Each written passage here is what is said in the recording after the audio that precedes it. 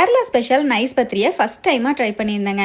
செம்ம சாஃப்டாக சூப்பராக வந்திருந்தது. நான் முட்டைக்கறியோட வச்சு சர்வ் பண்ணியிருந்தேன். வீட்டில் இருந்தவங்க எல்லாருமே என்ஜாய் பண்ணி சாப்பிட்டாங்க. எப்படி செய்யறதுன்னு பார்க்கலாமா? பாத்திரத்தில் 3 கப் அளவு தண்ணி, 1 டீஸ்பூன் உப்பு, 1 டீஸ்பூன் தேங்காய் எண்ணெய் சேர்த்து நல்லா கலந்துட்டு ஸ்டவ்ல வச்சு நல்லா சூடுபடுத்திக்கலாம். தண்ணி நல்லா இந்த மாதிரி பபிள்ஸ் வர ஸ்டார்ட் ஆனோன்னா 2 கப் அளவுக்கு அரிசி மாவு சேர்த்துக்கலாம். நான் வீட்டில் அரைச்ச இடியாப்ப மாவு சேர்த்துருக்கேன். நீங்க இன்ஸ்டன்ட் இடியாப்ப மாவும் சேர்த்துக்கலாம். மாவு சேர்த்து நல்லா மிக்ஸ் பண்ணிட்டு ஸ்டவ் அணைச்சிட்டு கை பொறுக்கிற சூடு வந்ததுக்கு அப்புறமா மாவை நல்லா பிசைஞ்சுக்கலாங்க. கையில நல்லா தண்ணியை தொட்டுட்டு பிசைஞ்சுக்கோங்க. சப்பாத்தி மாவு மாதிரி நல்லா பிசைஞ்சு மாவை இந்த மாதிரி 2ஆ பிரிச்சுட்டு சின்ன சின்ன உருண்டையா பிரிச்சு எடுத்துக்கலாம். பிரிச்ச ஒரு உருண்டைய எப்பவும் சப்பாத்திக்கு நம்ம எப்படி தேய்ப்போமோ அதே போல அரிசி மாவை தூவி விட்டு நல்லா இந்த மாதிரி தேய்ச்சிட்டு ரவுண்ட் ஷேப் வரதுக்காக மூடி வச்சு கட் பண்ணிக்கிறேன். அவ்வளவுதான், பத்திரி மாவு ரெடி ஆயாச்சு. தோசைக்கல்ல போட்டு 2 சைடுமே மீடியம் ஃபிளேம்ல வச்சு சுட்டு எடுத்துக்கோங்க. நல்லா புஷ்ஷுன்னு உப்பி வரும். நல்லா வெந்ததுக்கு அப்புறமா வெளியே எடுத்துருங்க. அவ்வளவுதாங்க, செம்ம சாஃப்டா இருக்கும். ஆறுனதுக்கு அப்புறம் ரொம்ப ரொம்ப சாஃப்ட் ஆயிரும். முட்டை கிரேவி, நான்வெஜ் கிரேவிஸோட எல்லாம் சர்வ் பண்ணுங்க. அவ்வளோ அல்டிமேட்டான டேஸ்ட்ல இருந்தது.